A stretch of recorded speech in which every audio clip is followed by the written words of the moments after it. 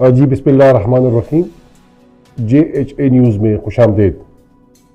आज हमारे साथ स्टूडियो में मेहमान हैं जनाब अकील रज़ाक साहब।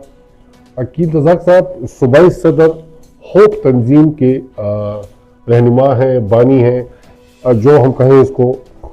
अकील रज़ाक साहब से हम पूछेंगे ये होप के हवाले से कि ये होप कब बना, इसकी ज़रूरत कैसे पड़ी और ये कितने एरिया तक या कितने पूरे सूबे में हैं, ये हिसाब। अच्छा, होप एब्रीवेशन है हब ऑफ प्राइवेट एजुकेशन। जी ये प्राइवेट स्कूलों की एक सूबाई तंजीम है। इसका वजूद 24 फरवरी 2018 को पेशावर में हमने एक मीटिंग की और उसमें हमने होप की बुनियाद रखी। इस वक्त होप पूरे सूबे की एक बड़ी तंजीम है जिसके तकरीबन 36 ज़िलों में इसकी ज़िली तंजीमें भी हैं और तहसील की तंजीमें भी हैं। होप बेसिकली प्राइवेट स्कूलों के जितने मसाइल हैं, इन मसाइल के हल के लिए जदोजहद करती है। इसके 3 बुनियादी मकासद हैं। पहला मकसद ये है कि हुकूमत की तरफ से जो मसाइल आते हैं, मुख्तलिफ़ किस्म की कानून साजी होती है या टैक्सेस हम पे लगते हैं और जो गैर कानूनी या गैर आइनी होते हैं, जो प्राइवेट स्कूलों के लिए अच्छे नहीं होते, उसके ख़िलाफ़ जदोजहद करना। दूसरा इसका एक मकसद है कि तमाम स्कूलों को एक छत के नीचे लेके आना, उनको इकट्ठा करके एक दूसरे के गम खुशी में शरीक होना। और तीसरा उसका बुनियादी मकसद है कि हम उन स्कूलों को जो नए इस फील्ड में आए हैं, हम उनको अपग्रेड करें, ऊपर लेकर आए। आज एक अच्छा स्कूल है, बड़ा कामयाब जा रहा है, तालीमी लिहाज से अच्छा जा रहा है, तो उन स्कूलों को हम जो नए स्कूल हैं अपने तजर्बात उनके साथ शेयर करें ताकि वो स्कूल भी ऊपर तक आ जाए। तो होप के 3 बुनियादी मकासद हैं। ये सब ये बताएं कि खैबर पख्तूनख्वा में और तंजीमें भी हैं जो स्कूल एसोसिएशन के से वाबस्ता हैं? बिल्कुल बिल्कुल जी, यहाँ पे मुख्तलिफ़ तंजीमें हैं और मुख्तलिफ़ नामों से काम कर रही हैं और काफ़ी तंजीमें हैं। और हमारी तंजीम हम ये कह सकते हैं कि होप सबसे बड़ी तंजीम है। बिल्कुल, जो सूबाई सतह पे तंजीम है वो होप है और होप इंशाल्लाह प्राइवेट सेक्टर के लिए एक नुमाया काम कर रही है। अच्छा, मेरा एक सवाल है, सूबे में हमारे कितने प्राइवेट स्कूल्स हैं? अच्छा, स्कूल तो काफ़ी ज़्यादा हैं, लेकिन जो रजिस्टर्ड स्कूल हैं तकरीबन लगभग वो 10,000 के करीब है। जो होप के साथ रजिस्टर्ड है? नहीं, जो प्राइवेट स्कूल रेगुलेटरी अथॉरिटी के साथ रजिस्टर्ड है जी, वो तकरीबन 10,000 स्कूल है। जी। और ऐसे कई स्कूल हैं जो अभी उन्होंने रजिस्ट्रेशन नहीं की, वो रहते हैं। और इन 10,000 में मेजॉरिटी स्कूल जो है वो होप के साथ रजिस्टर्ड है। Majority schools. मेजॉरिटी। अच्छा सर, ये बताएं कि जो वो है PSRA, ये की अथॉरिटी में कोई उनके इसमें आप लोगों के लोग होते हैं उसमें? अच्छा, PSRA private school regulatory authority जी। बनती है। ये 2017 में सूबाई असम्बली ने एक एक्ट पास किया और उस एक्ट में ये एक इदारा बना। इसका काम ये है कि प्राइवेट स्कूलों को रेगुलेट करे। तो इसकी एक 14 रुकनी अथॉरिटी बनाई गई। इस अथॉरिटी का चेयरपर्सन जो है वो सेक्रेटरी एजुकेशन है और इस अथॉरिटी का जो सेक्रेटरी है वो MD PSRA है। इसके साथ डायरेक्टर एजुकेशन है और एक सेक्रेटरी इस्टेब्लिशमेंट का नुमाइंदा होता है और एक सेक्रेटरी फाइनेंस का नुमाइंदा। तो ये 5 बंदे जो हैं ये हुकूमत के हैं।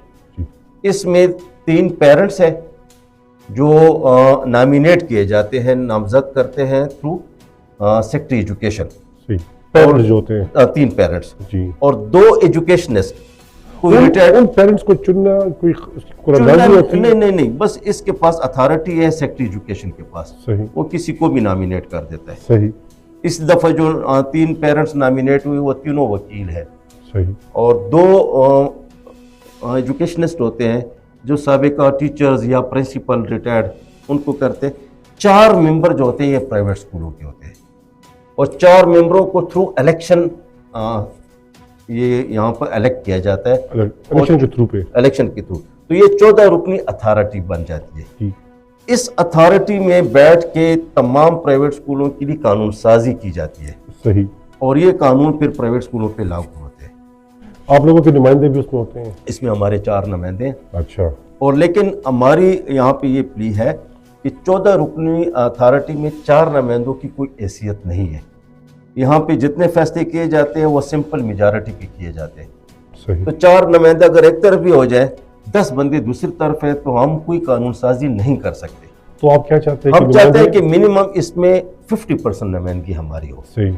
अगर 50 भी नहीं होते तो कम से कम 8 बंदे हमारे इसके अंदर आ जाए। सही। तो 8 बंदे आएंगे तो ये बैलेंस हो जाएगा और 8 बंदे सही नुमाइंदगी भी कर सकेंगे प्राइवेट स्कूलों की। और ये दुनिया का कानून भी है कि जितने भी कानून साजी की जाती है वो जिसके लिए की जाती है वो स्टेक होल्डर उसमें शामिल होना लाजमी होता है। सही।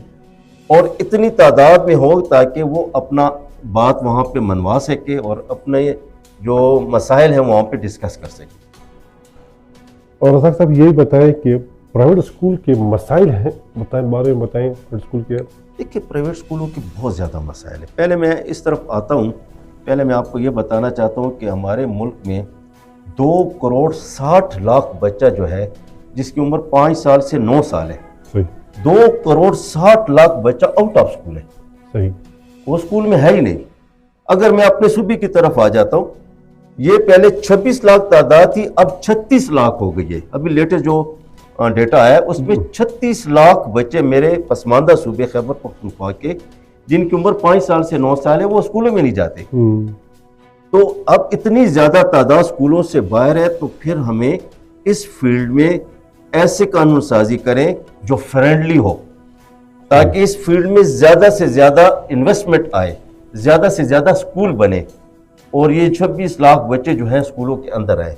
लेकिन बदकिस्मती से ये कि लोगों के जहनों में ये है कि प्राइवेट स्कूल वाले जो हैं ये फीसें लेते हैं और लोगों को, मैं इसी बात पे अभी आपके पास आ रहा था इस वक्त कि लोगों के गिले भी बहुत ज़्यादा है प्राइवेट स्कूल के वाले से, और ख़ासकर तो बड़े स्कूल जो जिसको हम पेशावर में करीम स्कूल कहते हैं, उनसे तो वो तो किसी के सुनते ही नहीं और न किसी के वो मानते हैं।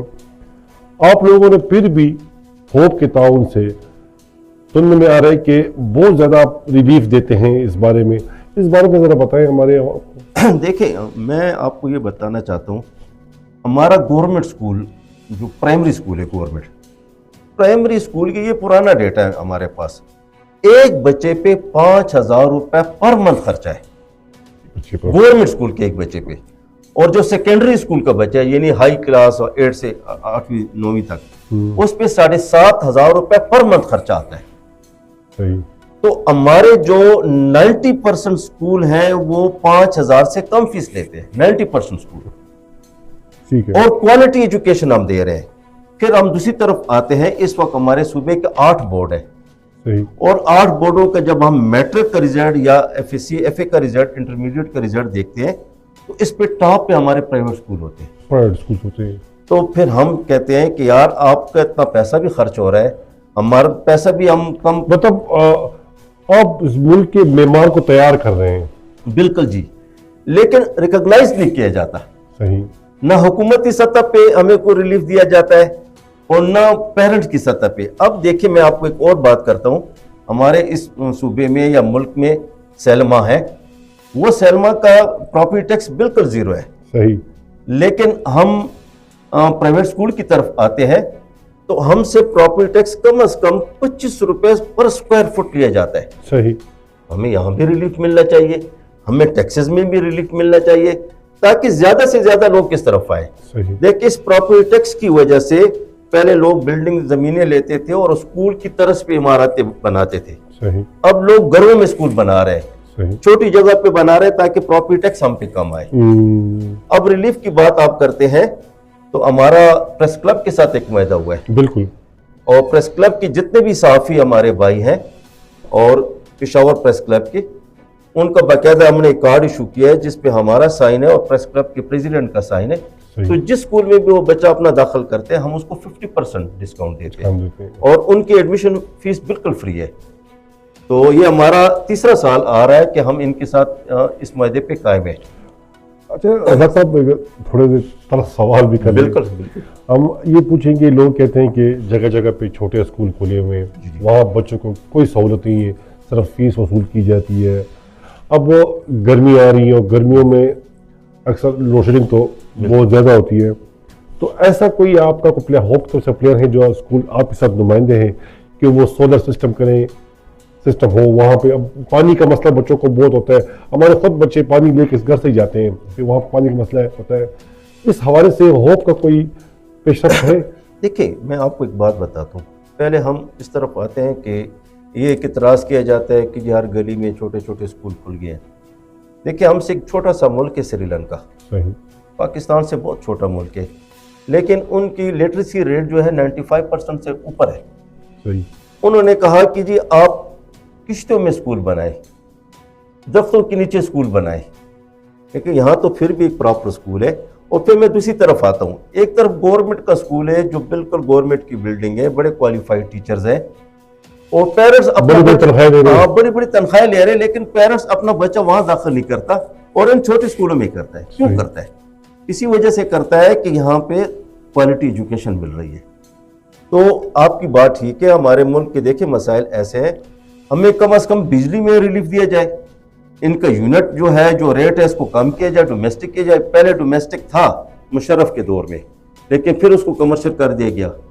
पानी भी हमसे कमर्शियल के रेट उस पर ले रहे, लेकिन हमारी मेजॉरिटी स्कूल ऐसे हैं जहाँ पे सोलर्स भी है, अगर जहाँ पे सोलर्स ना हो तो वहाँ पे जनरेटर की सहूलत है, क्योंकि बच्चे छोटे जो होते हैं और हमारे कम से कम 2-2.5 महीने गर्मियों में आ जाते हैं। सही। और गर्मियों में बहुत बड़ा मसला होता है, तो हम उनको फैसिलिटीज़ देते हैं। सही। और दूसरी, आपने पानी की बात की, तो ठंडे पानी का भी हम बंदोबस्त करते हैं अपने बच्चों के लिए, लेकिन कई ऐसे देहातों में स्कूल हैं जहाँ पे बहुत कम फीसें होती हैं।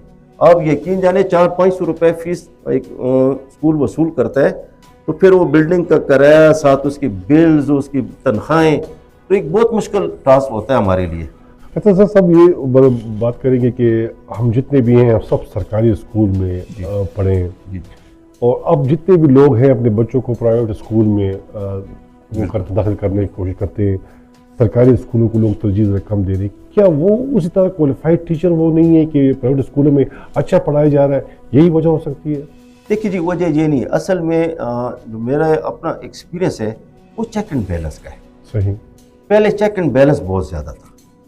जो गवर्नमेंट स्कूल, हम खुद गवर्नमेंट स्कूलों में पढ़े, हम टाट पे बैठ के पढ़े, और हमने अच्छे टीचर थे, वो बहुत अच्छा पढ़ाते थे और बड़ा अच्छा रिजल्ट आता था। लेकिन आहिस्ता आहिस्ता वो प्राइवेट स्कूलों की परफॉर्मेंस कम होती गई और एक स्पेस बन गया प्राइवेट स्कूलों के लिए। सही। और प्राइवेट स्कूल ज़्यादा होने शुरू हो गए। सही। और अब मेजॉरिटी जो हमारे जो गवर्नमेंट स्कूल के टीचर्स हैं, उनके सारे बच्चे हमारे पास होते हैं। मतलब इतने स्कूल ज्यादा हो गए कि लोग अफोर्ड कर सकते हैं, कम फीस की वजह से भी बिल्कुल कर सकते हैं, और वो लोग दाखिल भी करते हैं, बच्चे अपने दाखिल भी करते हैं। सर साहब ये बताएं कि पेशावर बोर्ड, जी उससे कोई गिला तो नहीं है? देखिए जी, बोर्ड से तो हमारे बहुत ज़्यादा गिले हैं। हम बोर्ड का काम है इम्तिहान लेना, और वो कोई बोर्ड भी, सिर्फ पेशावर नहीं, कोई बोर्ड भी इसमें कामयाब नहीं हो सका। हम कहते हैं कि नकल से आज़ाद, बिल्कुल चीटिंग फ्री एग्ज़ामिनेशन हो, लेकिन अफसोस सिर्फ हमारे सूबे में नहीं, पूरे पाकिस्तान में मैट्रिक का एग्ज़ाम होता है कि इंटरमीडिएट का एग्ज़ाम होता है, बहुत ज़्यादा चीटिंग होती है, जो हमारे मुल्क के बच्चे के लिए ज़हर कातिल है। सही। हम अपने बच्चे को तबाह कर रहे हैं। तो मेरी बोर्ड के जो हकाम है और जो करता धरता है, हमारे जो बड़े हैं, मिनिस्टर्स हैं, सेक्रेटरीज हैं, डायरेक्टर्स हैं, इनसे एक अपील है कि कम से कम ऐसा हमारा इम्तिहानी निज़ाम कायम किया जाए जिसमें नकल ना हो, ताकि हमारा बच्चा भी पढ़े, ताकि टीचर को भी एहसास हो, वो भी सही तरीके से पढ़ाए, पेरेंट्स को भी ये पता चले कि जी अब बच्चे की चीटिंग बंद हो गई है, तो वो भी अपने बच्चे पे तवज्जो दें, और बच्चे को भी एहसास हो कि अब हाल में जाएंगे तो अब नकल नहीं होगी, तो बच्चा भी पढ़ेगा। हम इस मुल्क को क्या दे रहे हैं? सही। हम इस मुल्क को एक नकल वाला बच्चा दे रहे हैं जो आगे जाके हमारे मुल्क की बागडोर संभालेगा। तो मेरी रिक्वेस्ट है, लेकिन अफसोस से कि चीटिंग हो रही है। चीटिंग हो रही है। अच्छा, ये एक आखिरी सवाल आपसे पूछेंगे, टाइम भी बहुत शॉर्ट है। नई हुकूमत बनने जा रही है, कुछ उम्मीदें हैं? देखिए, उम्मीदें तो हमारी हर हुकूमत से होती है, और हम हर हुकूमत से यही चाहते हैं कि तालीम पे तवज्जो दें। हम चाहते हैं कि ऐसे लोग हमारे मिनिस्टर बने जो तालीम को समझते हो, ऐसे अनपढ़ लोगों को मिनिस्टर न बनाए जो तालीम को न समझते हो। हम चाहते हैं कि जो भी कानून साजी किसी डिपार्टमेंट के लिए भी हो, जिस लोगों के लिए भी हो, उनको ऑन बोर्ड लेके साथ बिठाएं कि ये कानून हम आपके लिए बना रहे हैं, आप बताएं कि कैसा कानून हो। सही। ऐसे कानून हो कि जिससे दोनों खुश हो, पेरेंट्स भी खुश हो और प्राइवेट स्कूल वाला भी खुश हो।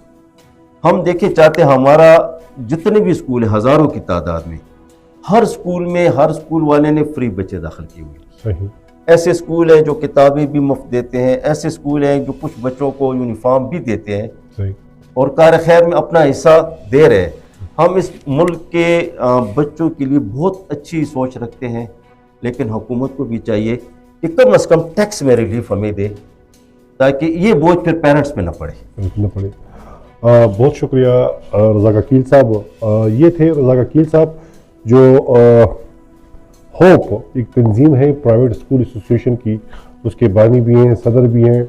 इंशाल्लाह हम उम्मीद रखेंगे कि जितना और भी अच्छा हो सके आवाम को रिलीफ मिले इंशाल्लाह। देखिए हम पूरी कोशिश कर रहे हैं और हमारे जितने स्कूल्स डायरेक्टर्स हैं, मालिक हैं, वो भी कोशिश करते हैं। और यकीन जाने ये आप PSRA के मसाइल कहते हैं ये छुट्टियाँ एक्स्ट्रा देते हैं, हम खफा होते हैं। सही। हम कहते हैं जी छुट्टियाँ कम हो ताकि हम बच्चों को ज़्यादा पढ़ाएं। पड़े। और इंशाल्लाह हम पूरी कोशिश करेंगे कि जी प्राइवेट स्कूलों के जितने भी डायरेक्टर्स हैं हम उनको रिक्वेस्ट भी करेंगे कि अपने इलाके के गरीब यतीम बच्चे हैं आप उनको लेकर आएँ, अपने स्कूलों में दाखिल करें। और जो लिटरेसी रेट है, हमारा ये मकसद है कि 100% तालीम याफ्ता पाकिस्तान, हम चाहते हैं कि 100% तालीम याफ्ता खैबर पख्तूनख्वा। बहुत शुक्रिया अकील रज़ाक साहब, बहुत बहुत शुक्रिया टाइम देने का और GHA स्टूडियो में आने का। इंशाल्लाह अगले प्रोग्राम में एक नए मेहमान के साथ हाजिर होंगे, तब तक इजाज़त दें। अल्लाह हाफिज़।